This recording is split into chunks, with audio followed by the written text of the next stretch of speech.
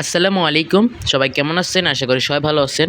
আজকে আমি চলে এসেছি আরও একটি নতুন ভিডিও নিয়ে এবং আজকে যে ট্যাঙ্কটা দেখতে পারতেছেন, এটা আমার বন্ধুর ট্যাঙ্ক। বরাবরের মতো আজকের প্রায় ৪ দিন ধরে আপনার ট্যাঙ্কটাই দেখতেছেন এবং আমি আর কোনো খরগোশের ভিডিও দিতেছি না। আমি ইনশাল্লাহ কালকে থেকে আবার খরগোশের ভিডিও দিব এবং মাছের ভিডিও দিব।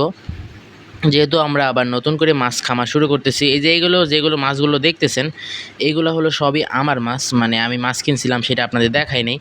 আমার মাছগুলো আবার ওর কাছে বিক্রি করে দিলাম। এই মানে আমি গাপ্পি মাছ কিনবো, তার কারণে এই মাছগুলো বিক্রি করে দিলাম। তা দেখেন আপনারা কত সুন্দর সুন্দর মাছগুলো বিক্রি করে দিলাম। মানে ওর কাছে খুব জোর করে আর কি বিক্রি করে দিছি। বলছি যে টাকা পরে দিলে হবে, তুই মাছগুলো নিয়ে যা। আমি গাপ্পি মাছ কিনবো, এই মাছ অনেক বড় হয়, এটা ডিম বাচ্চা অনেক দেরিতে করে, তার জন্য এই মাছগুলো বিক্রি করে দিলাম। ওর কাছে এখানে অনেক মাছ আছে, যেটা আপনারা দেখেন।